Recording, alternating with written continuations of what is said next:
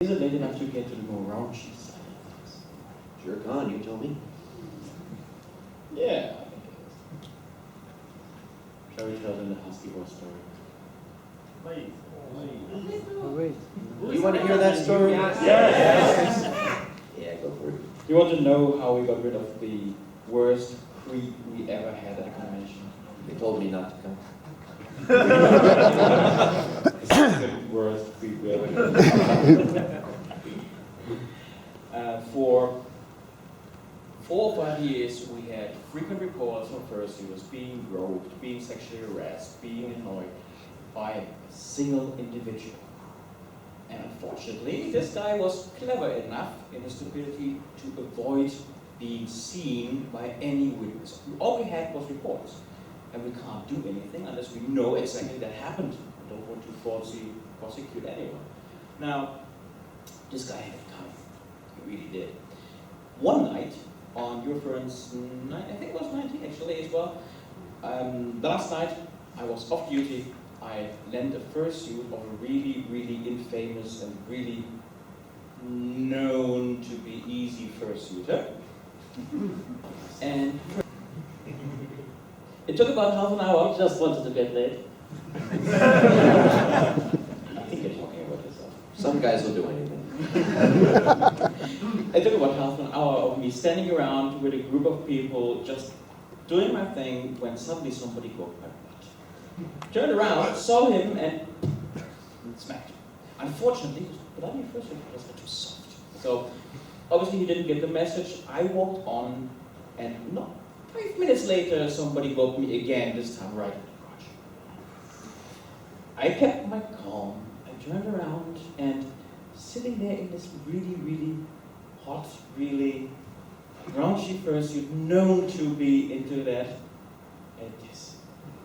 Slowly lured him, following me up to the fursuit lounge. And he was like...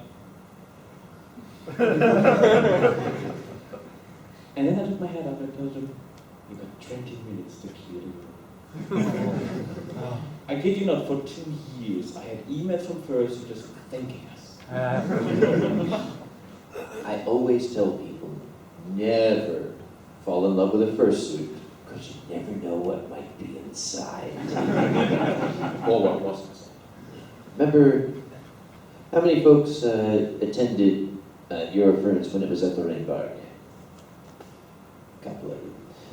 There was a fursuit there, a slinky boy toy ringtail cat named Chester. Chester Ringtail. Very sexy, slinky, cat, wearing a stripper thong and everything. Remember how I told you never fall in love with a fursuit because you never know what might be inside? When I first showed up at the Ringberg, the first person I met was a handsome, bald gentleman at the bar named Andre Opitz. Andre, I introduced myself to him with my standard greeting in this country. Ich bin ein dummer Amerikaner und ich spreche kein Deutsch. And he just laughed out loud. So every time he saw me, he'd Herr Dr. Dummer Amerikaner, kommst du rein? Yeah, okay.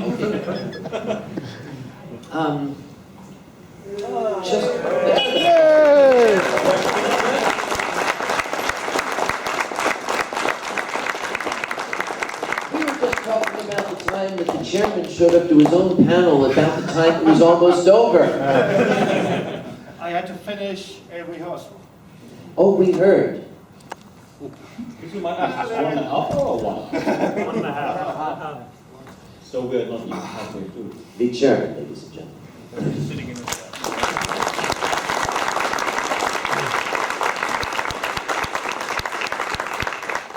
Anyway. He looks like he needs some wine. He looks like he needs a lot of wine. I don't have a glass. Now you do. I don't know where that's been. Does it better than Is that security drool in there? No, we don't Hang do. on. I have it covered. He's a chemist, trust him. I have it covered. Oh.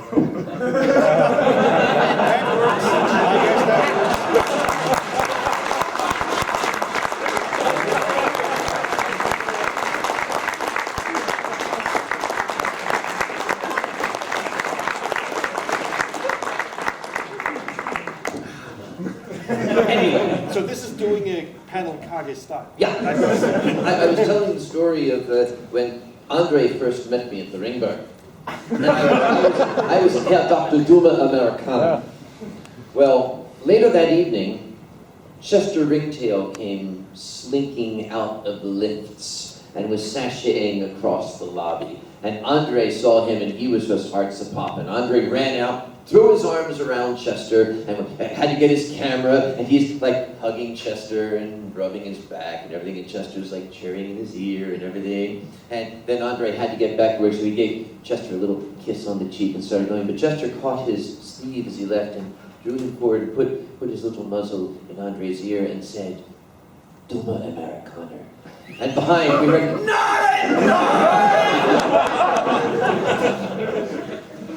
So the moral of the story is never fall in love with a fursuit because you never know what might be inside. Talking about that, how about you tell us the story when you were in fursuit? I'm talking about your mom. Oh. Remember Chester? Chester came out of the lift, and this tiny little old lady with white hair almost bumped into him. And she said, "Oh, look at you." And Chester went. And she kind of put her hand up his shoulder and tucked him down. He had these big, tall ears. And she whispered in his ear, "Sind Sie Deutscher?" And Chester said, "Ich bin dein Sohn." She said, "Oh dear." We've never spoken about it. Sigmund Freud would be proud. You should always be careful with doing stuff like that in public, though. Yeah. And on a stage, at night, when there's a photo spot, And a thunderstorm. and security around. You laugh, it happened. Yeah. If you get it going on the stage, make sure that nobody's in the room who turns on the photo spot on you. I'm glad they don't have one here, because if you're coming in late, what usually happens is that someone on stage will take the photo spot and go on the guy that comes late, and everybody applauds. And You mean just like we did with you? So, Sheeta, yeah. how are things going? I'm probably going to jinx this whole convention when I say it, but right now things are running absolutely fabulous. Yeah, honestly. It's customer deficient. All catastrophes that we had were being contained professionally. Why don't you tell them about a little gentleman from Belgium named Mr. Bergoet? Oh my God, where do I start? The beginning is a good spot. The beginning is a good spot. The first time I met this person was at your firm 6, so that is now half a century, no, 16 years ago. It feels like it's ages ago. And at first I didn't really know him, and he showed up at your firm 6. And well, he looked a little bit strange, you know. He used to, later I found out he used to work with a traveling circus troupe, and apparently he had been beaten up more than one time by his colleagues, because he was missing most of his teeth, and yeah, he didn't really speak well, and but you know, furries, you know, you think, okay, all right, this guy is a little bit weird, but well, so let's give him the benefit of the doubt. But yeah, it started to get weird when at year 6 suddenly you would get into arguments with random people about very random things, and you eventually started attacking an attendee with a bottle in his hand and threatened to beat him up. And later I heard he actually tried to force someone to have sex with him at gunpoint. Wow. And yeah, we did. It was a small meeting back then. We were probably around 100 people then, so we didn't have like professional security or anything. And the guy who was being threatened just didn't dare to speak up. And well, things accumulated over the 3 days we had, and on the last day we decided to speak out our first lifetime ban at your firms ever. And this is when the shit hit the fan, because that guy didn't take that lightly. From that moment on, we were on his shit list, and he had a lot of boring time, obviously. From that moment on, we banned him. He started calling me on my private cell phone. He started calling the board of directors on their private cell phones every day for a year, about 5 or 6 times. He found out about our office number, so he called that. And obviously he did not spend any time besides just trying to call us up and going like, no, I have to explain all this, I'm all fine, and I have documentation to prove it, because I have been sued, but the judge let me go, I can give the papers. So we're like, that's not very convincing, you know? And he was like, no, you have to let me back in. You are legally required to do that. And we were like, okay, let's try ignoring him. But as I said, this guy had a lot of time on his hands. So we ended up, when he was calling, we ended up taking the receiver of the old-fashioned phones we had back then in the last century, and we hung it out of the window. And we picked it up like 3 hours later, and he was still on it. And it went on like that for almost a year, and then he started calling. Back then we had to change locations quite frequently because we had some rapid growth, and especially if you're a small meeting, you can't afford really having a lot of extra spaces. So we changed youth hospitals back then, and he caught wind of that, and he started to calling them in advance, and basically doing bomb threats. It's like, I know the Russian mafia, I have friends there, and they are going to blow you up and everything. And so yeah, it was not funny. We were able to eventually ignore him long enough and convince the people at the new location that there was this weirdo that's probably going to call, and if he calls, then please hang up and ignore him. But yeah, he really caused us a lot of trouble, and probably you can go on with the story now, because this is where he went to America. See, Cheetah and I did not know each other back then, and we're the best of friends now, but we were not in communication. Mr. Borouet showed up at Anthrocon, and what I deduced about him was that he lived in a different reality from everyone else. He was going around and doing the same sorts of things, trying to force people to have sex with him, following people creepily around. His big thing that year was that he had found a doctor who was going to surgically transform him into a lion. Okay, that's great. Knock yourself out, okay? It would have solved the problem. Yes, because you can shoot lions. But I was getting complaint after complaint after complaint about this guy, so I sent my security after him. And they brought him to me, and he immediately started up with, these people are attacking me, they grabbed me on the stairs, and they throw me down the stairs, and they are kicking me.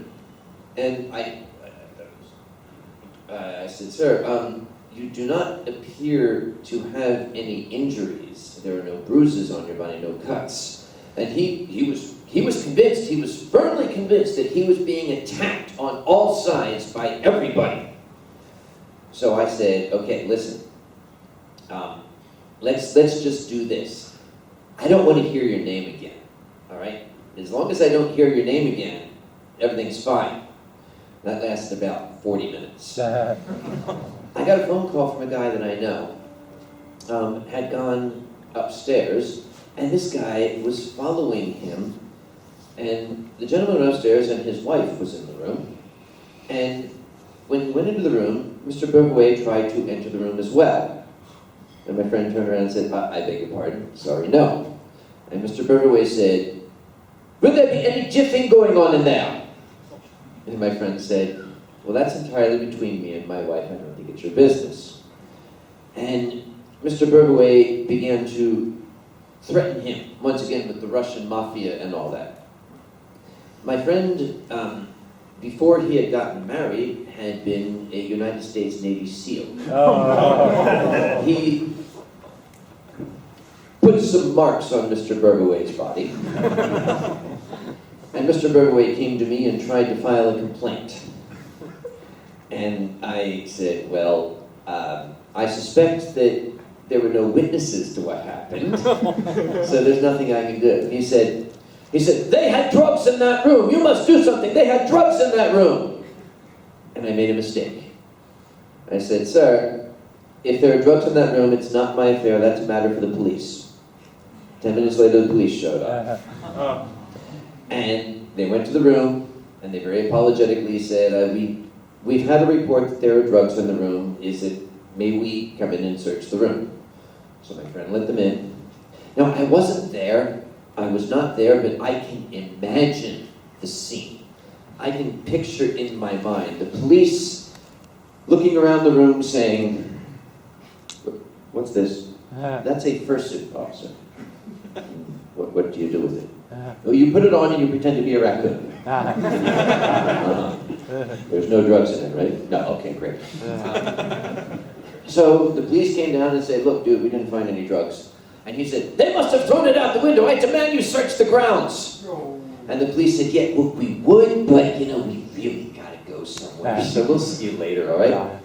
After the convention, when Mr. Bergaway got the same letter from me saying, piss off, don't come back, he started saying, how could you do this? You must prosecute those people. They had child pornography in that room. And I said, okay, look, you little piece of crap. You told me before it was drugs. You've lost all credibility with me. I don't want to hear from you again.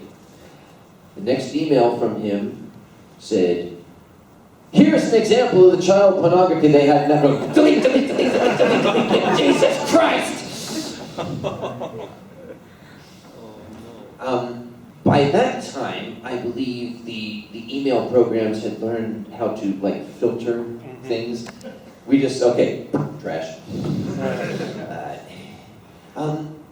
The last I heard from him, he had come to the United States, stalked somebody, tried to break into their house. The police were called, he was arrested, given a court date, he fled the country and has not been heard of since. Yay! You've been quiet, say something. Something. So now that Chica's back, I don't dare to tell more puppet show stories because Wait. How big was that dildo you found again?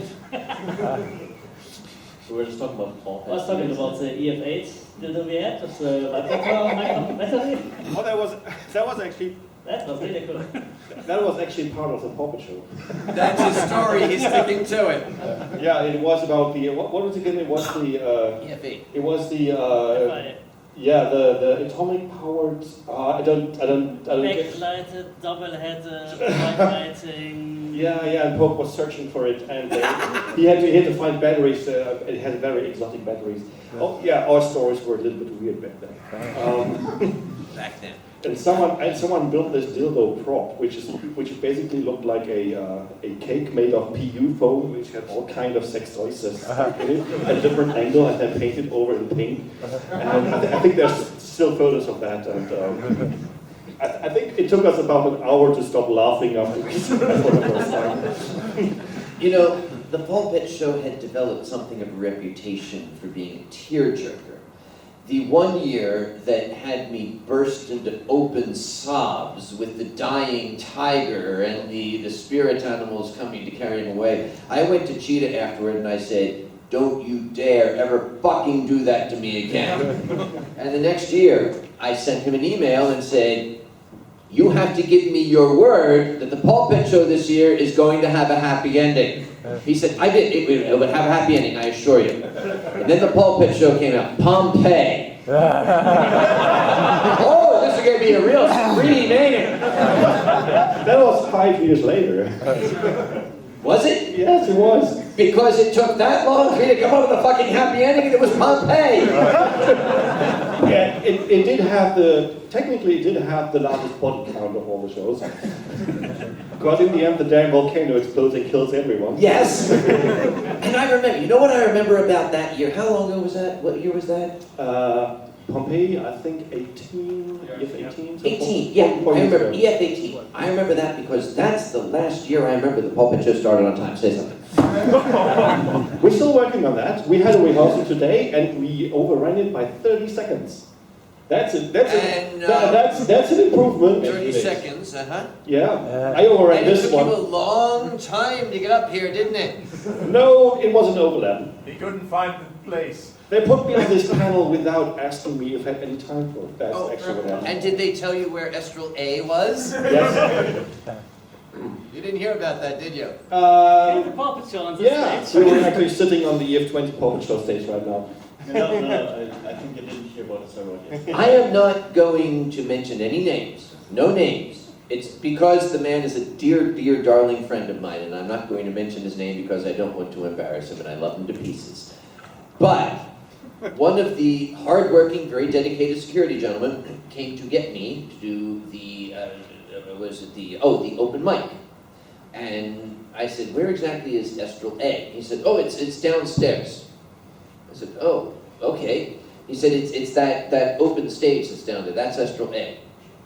I said, oh, okay. And I went down there, and there was not really anything set up, and I called another staff member over and said, is this Estrel A? He said, oh, yes, this is Estrel A.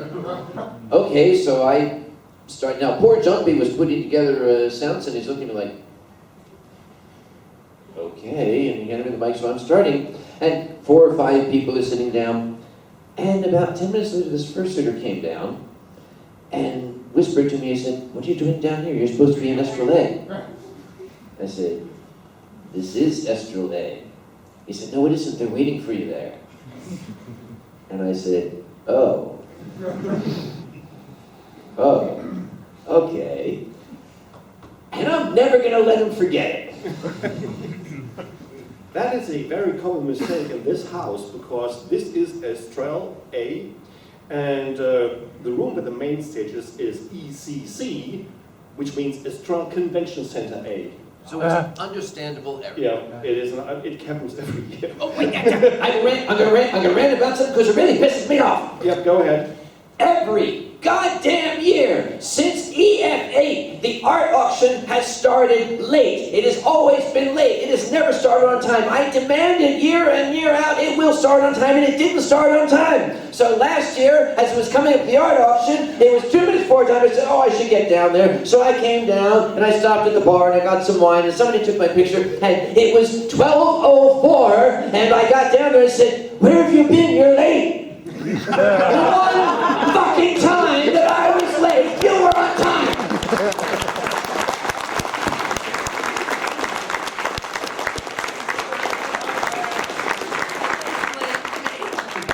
Yeah, karma is a bitch.